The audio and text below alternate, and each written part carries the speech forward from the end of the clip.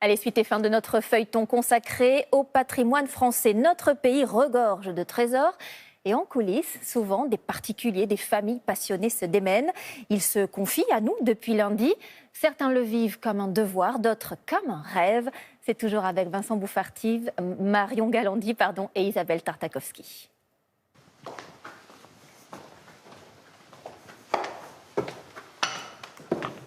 Quand Patrice Besse visite un château, il a l'œil expert de l'agent immobilier. Oui, vous voyez, tout ça sont des choses de bonne qualité qu'on faisait au XIXe siècle. Il y a ici un sol en pierre qui pourrait rappeler un peu un sol XVIIIe siècle, mais tout ça est d'inspiration parce qu'on est dans le XIXe. Par contre, ici, il y a des boiseries qui sont certainement peut-être des boiseries de récupération d'une propriété plus ancienne. Ça ne m'étonnerait pas. Chaque détail compte pour estimer un bien à vendre. Le bâtiment est du 19e siècle, mais les décorations intérieures proviennent de toutes les époques. Il y a 10 ans, le propriétaire installait des chambres d'hôtes dans les 10 pièces de la maison. Ses enfants ne veulent pas poursuivre cette activité.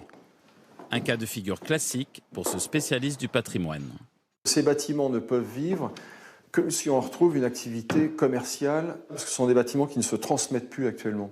Moi, j'entends souvent des propriétaires me dire vous comprenez, mon fils prend un billet d'avion pour Barcelone pour 25 € et je ne vois pas pourquoi il viendrait en château de famille, tondre la pelouse ou mettre du bois dans les cheminées tout le week-end avec ses enfants.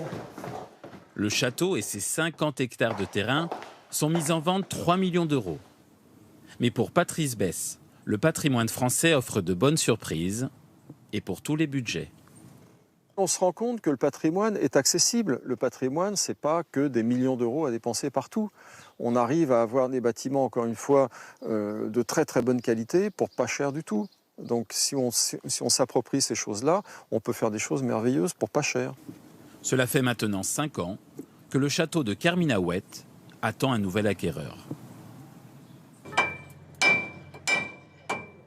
À Loudéac, en Bretagne, gros lifting pour des trains à l'arrêt. Ces passionnés de la SNCF rénovent des vieilles rames pour les faire rouler. Dans le wagon-restaurant, l'ambiance est détendue. Bon bon appétit hein. Jean-Philippe Van Vellegem vient de racheter la gare de Pontivy. Il mise sur cette association pour créer un petit train touristique. Sa gare serait sur le parcours. Il a la gare, il a l'habit de chef de gare, mais il n'a pas de train. Donc je compte sur vous les copains pour qu'il y ait à nouveau des trains de voyageurs. Et nous, on avait dit, on n'a pas de chef de gare. Je compte sur vous les amis. C'était un rêve, c'était inespéré je l'avoue. Mais là maintenant, j'y crois, franchement j'y crois. J'y crois.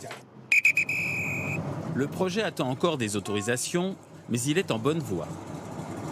Cet autorail de 1952 desservait la gare de Pontivy jusqu'à la fermeture de la ligne en 1987. Pour permettre à Jean-Philippe de réaliser son rêve, l'association a remis cette machine sur les rails. Il ne dispose que de 500 mètres pour la tester. L'autorail touristique tant espéré par Jean-Philippe pourrait revenir dans sa gare dès l'été prochain. Bientôt à Pontivy. Si Jean-Philippe est au début de l'aventure, celle du château de l'Ezo a débuté il y a de nombreuses années. T'as vu, ta soeur, elle s'est fait une copine? Cécile Poignant, l'actuelle propriétaire, écrit chaque jour l'histoire du domaine familial. L'Ezo est entré dans la famille il y a plusieurs siècles maintenant, quelques siècles, et c'est vrai que on se dit c'est quand même dommage d'être le maillon qui lâche. Si demain l'Ezo part parce que mes enfants ou mes nièces ne reprennent pas, peu importe, mais le but c'est que ça reste dans la famille. Cet été, le château aura accueilli près de 4000 familles dans son camping. Se renouveler pour trouver toujours plus de recettes et entretenir le patrimoine familial. Il y a ceux qui mènent la vie de château et ceux qui planent à 25 mètres du sol. Les propriétaires du phare de Kerbel